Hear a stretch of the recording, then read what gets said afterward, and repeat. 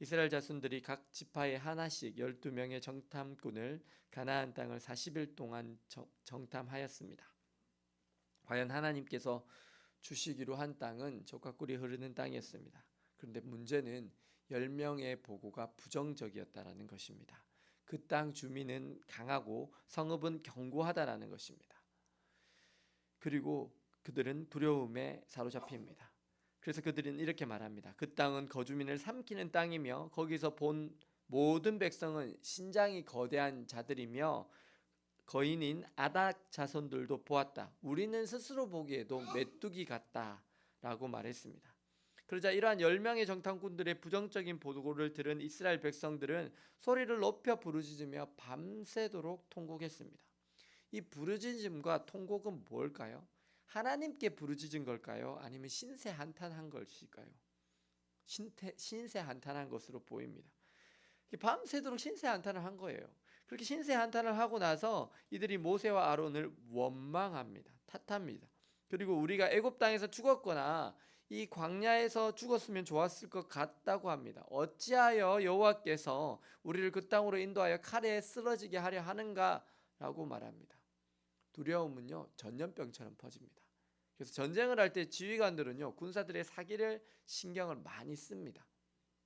근데 지금 10명의 정탐꾼들은요 각 지파의 대표로 나왔잖아요. 사실은 대표로 뽑힌 사람들이거든요. 근데 그 사람들이 자신들의 부정적인 생각과 두려움을 퍼뜨리고 있는 거예요. 아니 그들이 가나안 족속과 지금 싸워봤습니까? 가나안 사람들과 싸워봤어요? 안 싸워봤어요. 그냥 성만 정탐하고 온 것뿐이에요. 다 거인들이었을까요? 진짜 다 거인들만 살았을까요? 아니에요. 그저 키 큰 거인들이 좀 더 있었을 뿐이에요. 이스라엘에 비해서. 근데 그들은 두려움에 사로잡힌 나머지 땅을 뭐라고 하죠? 그 땅이 거민을 삼키는 땅이래요. 땅이 거민을 삼키는 땅 봤어요? 없어요. 없어요. 그리고 그 땅의 거민들은 모두 신장이 다 거대한 자들이에요. 우리가 두려움에 사로잡히면요 그 두려움이 주는 대상에 압도당하는 경우들이 있어요. 성경에는 그런 경우 구절들이 많이 나와요. 제가 한 구절만 얘기해 볼게요. 사울 왕이요 블레셋 장수 골리앗에게 압도당했어요.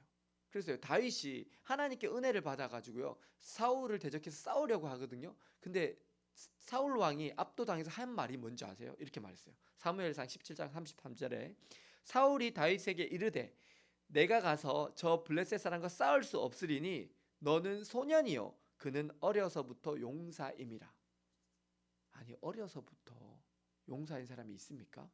없어요. 아기 때부터 누가 용사예요? 압도적인 키와 리치 그리고 그의 당담함과 목소리 사기에 짓눌려 버려서 두려움에 사로잡힌 나머지 뭐가 일어나는 거예요? 인지적인 왜곡이 일어나는 거예요. 오늘 이스라엘 백성들도 똑같습니다. 마찬가지예요.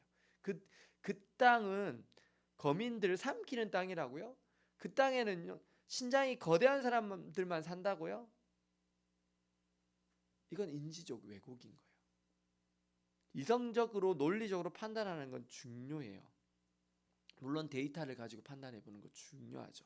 그런데요 하나님의 백성들에게 있어서 행동의 근거는요 이성적이고 논리적인 것이 중요한 것이 아닙니다. 19세기에 이성주의, 과학적 합리주의 이런 게 너무 많이 나왔어요. 그런 게 막 번져가니까 슐라이 에르마흐라는 사람이 그 청년들을 돌이키기 위해서 이 세대를 돌이키기 위해서 이성적으로 합리적으로 하나님을 증명했어요. 그래서 많은 청년들을 교회로 오게 만들었거든요. 근데요 그 교회 안으로 들어온 모든 청년들이요 뭐밖에 안 믿는 줄 아세요? 교회 안에 들어와서는 증명된 것밖에 안 믿어요. 그리고 그게 자유주의가 돼요. 자유주의. 나도 안 믿고 다른 사람도 못 믿게 하고. 제가 제일 싫어하는 사람이 도올이거든요. 왜냐하면 도올은요 종교 다원주의 플러스 기독교에다가 또 이성적 합리주의까지 자유주의까지 섞여 있어요. 그래서 제일 싫어요. 왜냐하면 자기도 안 믿을 뿐만 아니라 다른 사람도 못 믿게 하는 사람이에요. 근데 영향력은 또 있어. 그래서 미치겠어요. 너무 싫은데 영향력은 또 너무 있어서 미치겠어요. 하나님의 백성들에게 있어서 중요한 것은 이성적 논리적인 것이 중요하지 않습니다. 하나님의 백성들에게 더 중요한 것은 하나님이 지금 나에게 무엇이라고 말씀하고 계시는가예요. 지금 나의 상황에서 나에게 주시는 하나님의 약속이 무엇인가입니다. 단 두 사람 여호수아와 갈렙만이 제대로 보았습니다. 믿음의 눈으로 본 거예요. 하나님의 약속의 관점에서 본 거예요. 이성적 논리적으로 보는 것 중요하죠. 물론 키가 크고 성이 튼튼해 보이면 정복하기 어려울 수 있어요. 근데 하나님은요, 우리의 이성적 논리적으로만 역사하시는 분이십니까? 아니에요. 하나님은요, 우리의 이성과 논리를 뛰어넘는 분이세요. 여호수아와 갈렙의 행동의 기준은 내가 센가 저기 더 센가가 아니에요. 우리의 성이 더 견고한가 저기의 성이 더 견고한가가 아니에요. 하나님의 말씀에 내가 지금 순종하고 있는가 아니면 그렇지 않은가예요. 그리고 그들은 말합니다. 그 땅 백성을 두려워하지 말라. 그들은 우리의 밥이다. 먹이라고 하면 좀 우리가 감이 안 오잖아요. 그들은 우리의 밥이다. 그들의 보호자는 그들에게서 떠났고 하나님은 우리와 함께 하신다. 왜 신세 한산하고 있냐? 하나님이 죽었냐라는 거예요. 여호수아와 갈렙은 믿음의 눈을 들어 하나님의 말씀의 기준으로 승리를 확신하면서 나아갔습니다. 그리고 그들이 옳았죠. 하지만 너무나 안타깝게도 이스라엘 백성들은 그들을 돌로 치려해요. 그리고 이스라엘은요, 결국 40년 동안을 광야를 돌게 됩니다. 그리고 그 40년이 지난 다음에 갈렙은 유다 지파의 지도자로서 그 가장 큰 거인들이 있었던 성읍을 정복해요. 그리고 여호수아는요, 이스라엘 전체의 지도자가 되어서 이스라엘을 무장시키고 약속의 땅으로 진격해 갑니다. 세상에는요, 이성적이고 논리적인 사람들이 이기는 것 같습니다. 하지만요, 전쟁은 여호와께 속해 있습니다. 세상을 변화시키고 정말 하나님의 나라를 이루어가는 사람들은 언제나 내게 주신 하나님의 약속의 말씀을 붙들고 살아가는 사람들이었습니다. 오늘 내게 주시는 약속의 말씀을 믿고 그 말씀에 순종하여 살아가는 사람들이 바로 하나님 나라의 주인공입니다.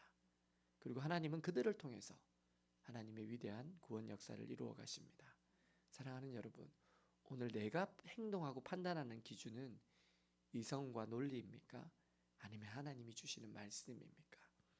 오늘도 내게 주신 하나님의 말씀을 붙들고 살아가셔서 이 세상 가운데 주님의 능력으로 승리하시며 하나님의 구원 역사의 주인공으로 살아가시는 저와 여러분들 되시기를 예수님의 이름으로 축원합니다. 기도하시겠습니다. 사랑과 은혜의 주님, 오늘 두려움에 사로잡혀서 이성적으로 논리적으로 자기들이 이길 수 없다고 생각해서 그 두려운 나머지 이제는 인지적으로 왜곡하고 그 땅에는 신장이 거대한 자들밖에 없고 우리는 메뚜기 같고 그 땅은 거민을 삼키는 땅이라고 두려움에 사로잡혀서 말하는 이스라엘을 봅니다. 그리고 안타까워하며 정말 옷을 찢는 마음으로 옷을 찢으며 그들을 막아서며 하나님께서 기뻐하시면 우리를 그 땅으로 인도하여 드릴 것이라고 말하고 또 그들은 우리의 밥이라고 말하는 여호수아와 갈렙을 봅니다. 그리고 주님께서 그 여호수아와 갈렙을 통하여서 이스라엘 약속의 땅으로 결국 40년 후에 들이시는 것을 봅니다. 주님, 저희들의 판단 기준이 무엇인지를 다시 돌아봅니다. 이성적이고 논리적인 판단이 아니라 하나님의 약속의 말씀에 근거하여서 살아갈 수 있는 믿음을 다하여 주시옵소서. 그래서 정말 저희들이 믿음으로 살게 하시고 주님의 정말 구원의 역사를 이루어가는 하나님께 쓰임받는 하나님의 구원 역사의 주인공으로 살게 하여 주시옵소서.